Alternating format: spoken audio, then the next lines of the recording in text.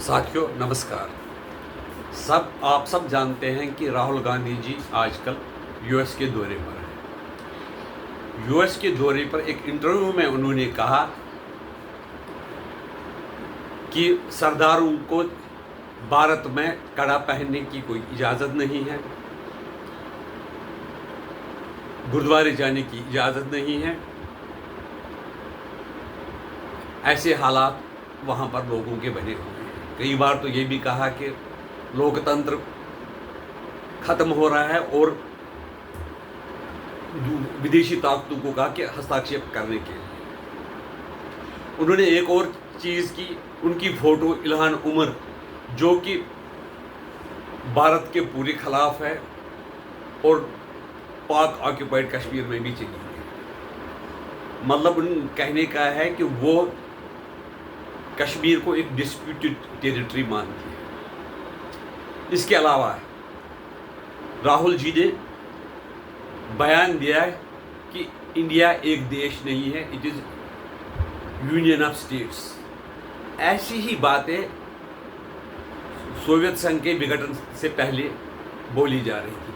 कई लोग विदेशी ताकतें कोशिश कर रही थी तोड़ने के लिए और अंदर के लोग भी, कई लोग यही चाहते थे।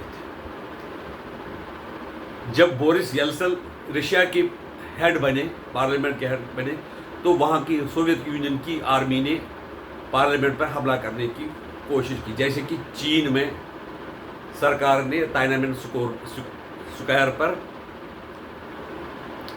लोगों को पुतला है, लेकिन बोरिस येल्सिन ने लोगों को पार्लियामेंट की रक्षा के लिए लगाया और आर्मी वहाँ से अंदर नहीं, पार्लियामेंट में दाखिल नहीं हो पाई। फिर धीरे धीरे अफगानिस्तान से भी रशिया चला गया, सोवियत यूनियन चला गया, तो धीरे धीरे इसके टुकड़े हो गए। आज यही हालत राहुल गांधी देश की बनाना चाहते हैं। उसमें कई विदेशी ताकतें भी लगी हुई हैं और अंदर के लोग भी कुछ लगे हुए हैं। अगर ऐसा आदमी शासन में आता है तो देश की हालत क्या होगी?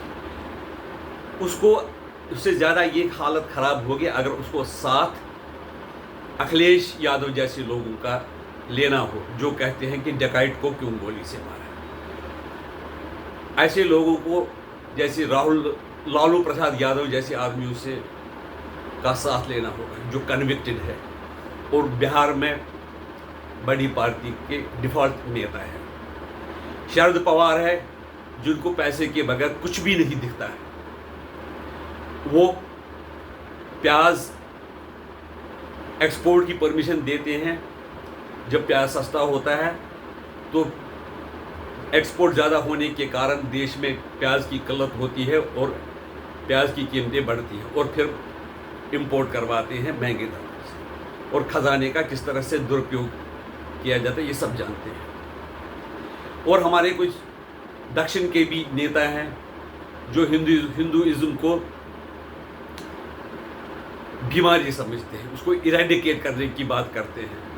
अगर ऐसे लोगों का जमघटा शासन में होगा तो देश का क्या हाल होगा, आप खुद भी अंदाज़ा लगा सकते हैं। इसलिए हर एक नागरिक, जागरूक नागरिक का कर्तव्य है कि वो देश के प्रति जागरूक रहे और देश किस तरह से अखंड हो, किस तरह से अच्छी तरह से चले, किस तरह से शांति से चले और प्रगति करे और संगठित रहे, इसके लिए योगदान सब जागरूक नागरिकों का होना चाहिए। आपका क्या विचार है हमें बता दीजिए और हम आपसे ये रिक्वेस्ट करते हैं कि हमारी चैनल को लाइक कीजिए, सब्सक्राइब कीजिए। नमस्कार।